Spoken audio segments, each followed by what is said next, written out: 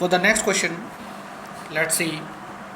This question has also been asked in examination. It's an important question. An electric field is uniform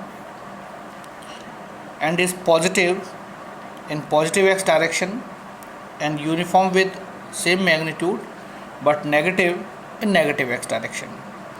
It is given 200 I cap Newton per coulomb for x greater than 0 and minus 200 I cap Newton per coulomb for x less than 0.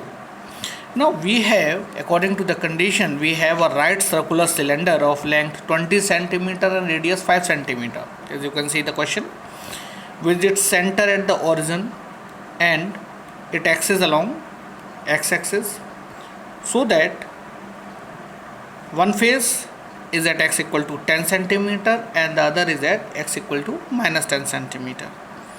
Now what we need to calculate is the net outward flux through each flat face,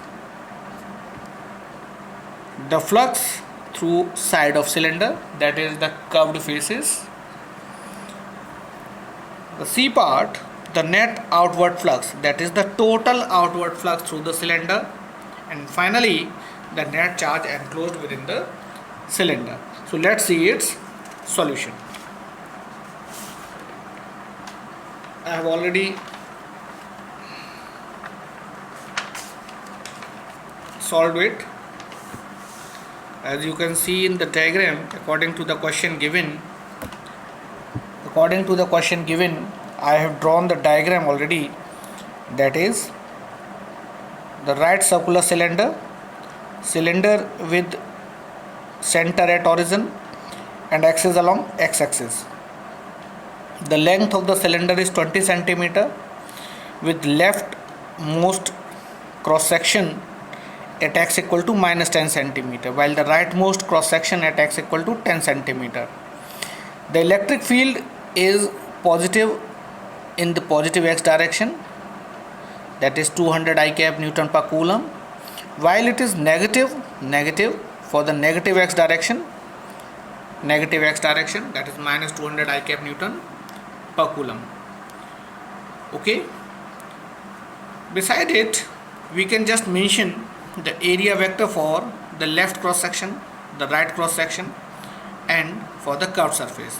For the left cross section, the area vector would be towards left, that is along negative x-axis, while for the right cross section it will be towards right, that is along positive x-axis, while the area vector for the curved surface would be along y-axis, as we have assumed. Okay, so now let's have the solution. According to the question, the first part, for the solution of first part, let's see the electric flux through flat face. Each flat face, we have been asked to find the electric flux through each flat face. So for the flat face, that is through the leftmost face, we can have phi L equal to electric field at the leftmost face dot area vector of leftmost face. We can just elaborate it as magnitude of EL, area of leftmost face, cos 0. We can place the value, electric field to be 200, area to be pi r square. We have placed the values and we have calculated it as, we have relation phi L, that is flux through leftmost face is 0.5 volt, 0.5 pi volt meter. Similarly for the right face, the electric flux would be ER vector dot SR vector. So the phi right, flux through right would be, we can write it as this alternative way, 200 I cap dot area vector pi r square I cap. We can expand it. We have relation 200 into 25 into 10 to the power minus 4 I cap dot I cap. We are well aware that I cap dot I cap equal to 1. So we have the electric flux through the right face, that is 0.5 pi. So for both the cases, that is from the leftmost face or the rightmost face, the electric flux through both the faces is 0.5 pi. I hope this part is clear. Okay, let's continue further. For the next question, for the B part,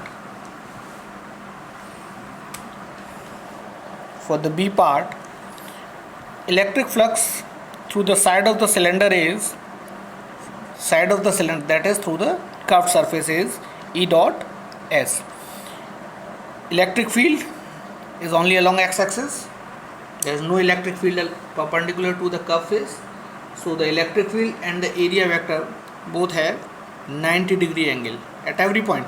At every point of the curved surface will be 90 degree. The area vector of at any point of curved surface will be at 90 degree to the electric fields. So therefore there would be no electric flux through the curved surface. As we can see, it is 0. For the C part, the total outward flux, we have to add all flux through each part, that is through the left phase as well as through the right phase as well as through the curve.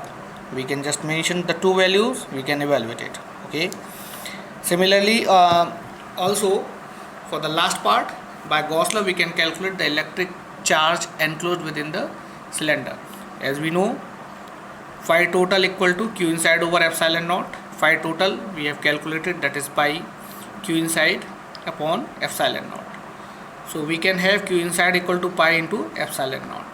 Okay. So these are the two important questions which are usually asked in examination.